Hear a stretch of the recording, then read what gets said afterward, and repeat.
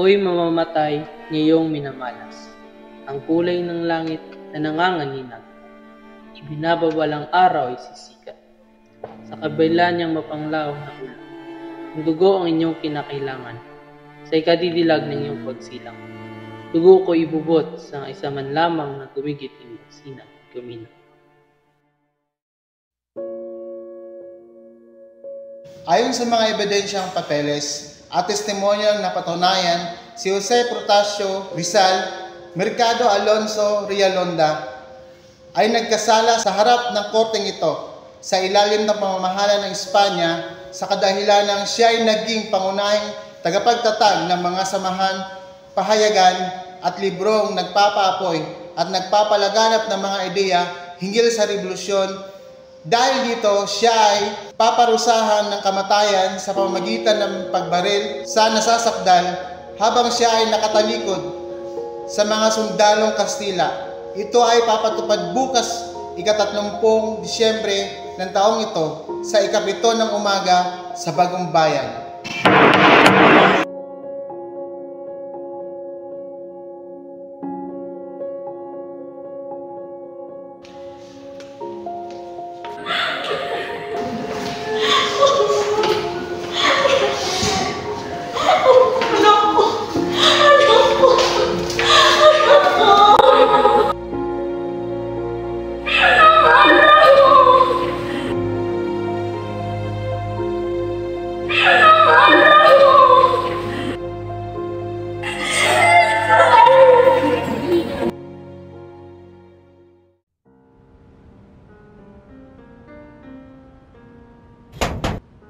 Rizal.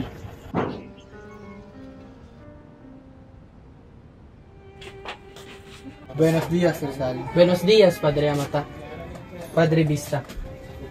Kumusta, Padre? Para saan at naparito po kayo?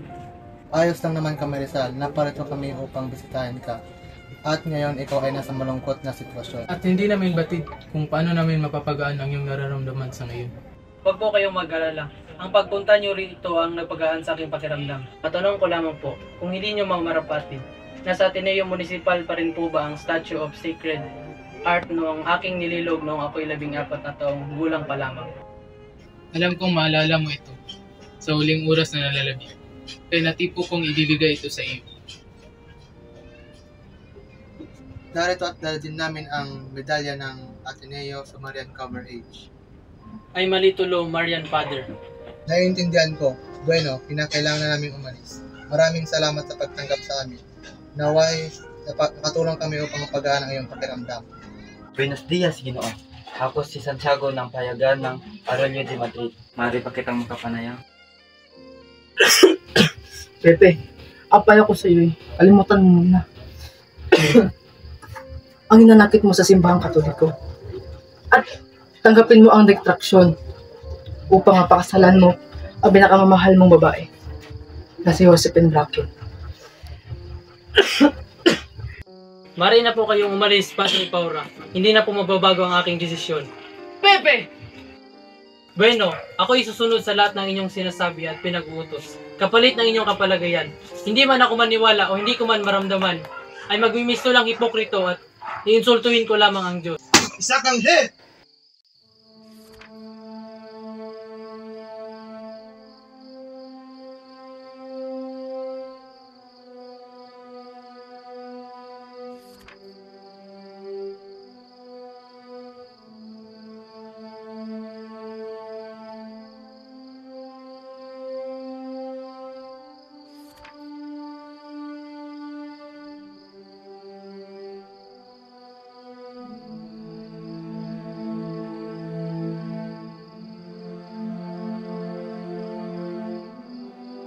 My dear brother, when you receive this letter, I shall be dead by then.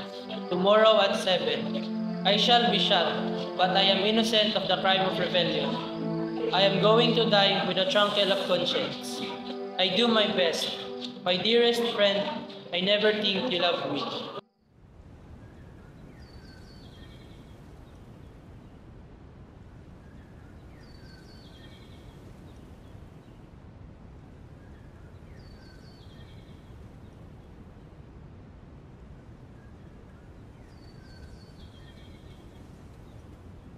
Paumanin, Arsobispo. Ngunit kami ay nangangamba. Kakaunti na lamang ang pag-asa ng mayroon kay Nes Rizal ay bawiin ang kanyang testamento. Sa aking pamilya, hinihingi ko ang inyong kapatawaran sa mga sakit na aking mga idinulot. Subalit, balang araw, mamamatay rin ako. At mas mabuti pa ngayon na mamatay, habang budi ko pa ay punong-puno pa ng kasaganaan.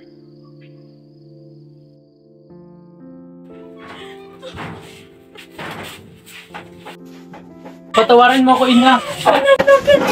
Sana sa akin, Pepe.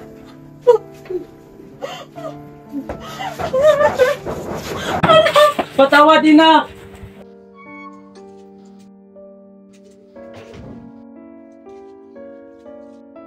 Ihilingin ko sa mga opisyalis na ipadala ang lamparang ito pagkatapos ng aking kamatayan. Merong laman sa loob ng lamparang.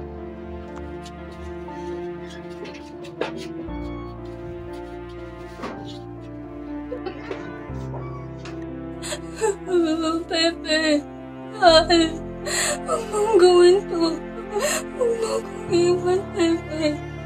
At gagawin ko, huwag lang akong iiwan.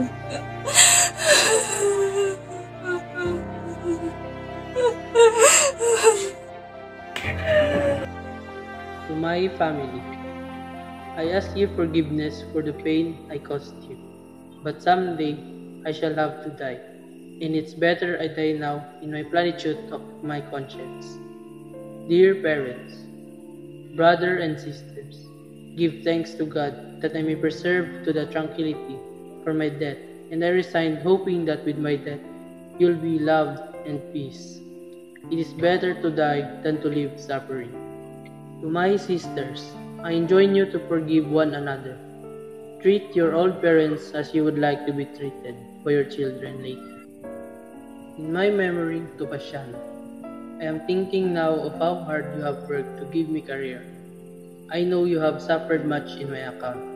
Now that I am about to die, I dedicate this last line to you, to tell you how sorry I am to leave you alone in the world, carrying the burden of the whole family.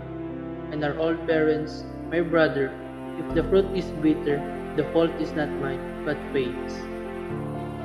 To Don Francisco, pardon me for the pain which I repay you. Goodbye, Father. Goodbye. To my very dear mother, Señora Doña Teodora Alonso, 6 o'clock in the morning, December 30, 1896. Jose Rizal.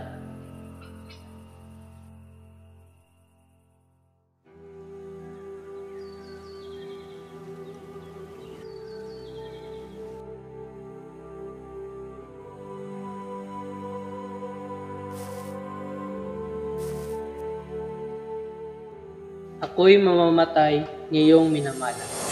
Ang kulay ng langit na nanganganinag. Ibinabawalang araw ay sisikat. Sa kabila niyang mapanglaw na ulan. Ang dugo ang inyong kinakailangan. Sa ikadidilag ng iyong pagsilang. Dugo ko ibubot sa isa man lamang ng duwigit ng isip. Kumina.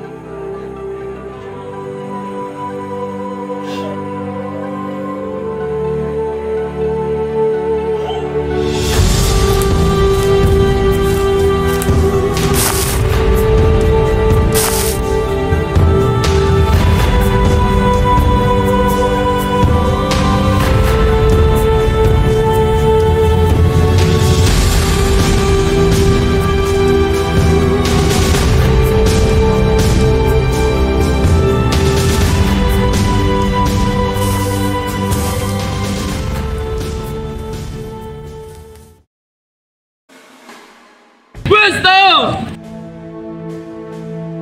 Maldar! Abunse! Ang mga nasak ko mulang magkaisip. Magpahanggang ngayon, paganap ang kayo. Ang ikay makitnat, iyas na marikit. Ang dagat silangan na nakaliligid. Adios, dulce, extranjera. Ria Vega, Milegria. Adios, Eridios, Ceres. Purin Estias Kalsama. Consumato mes. Fuego!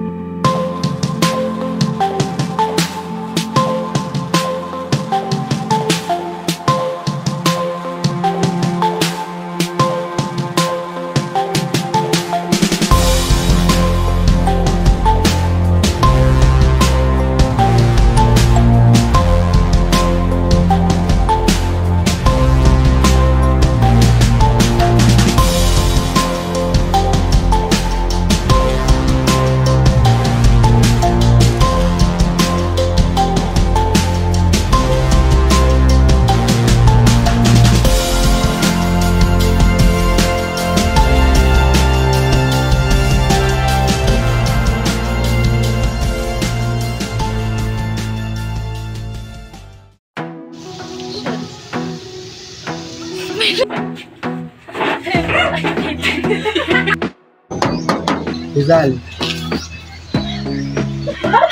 Kung paano namin mabasa. Action! buenos dias, Rizal.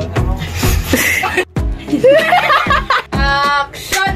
Buenos dias, Rizal. Good lang ba? Ito nga ba? Buenos dias, ha? Okay lang naman kami. Wait lang. Ay, hindi! Ayos! Action!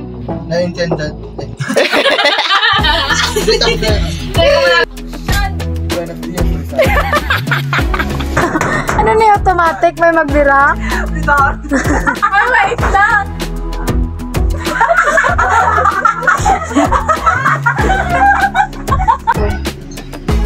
Go! Go.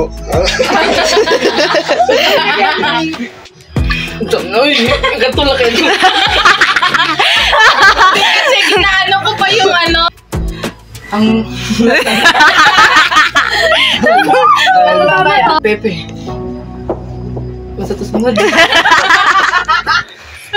Wala na! Last na lang. Ikaw na kanila. Hindi na Di na pwede mo sisikmat kanto.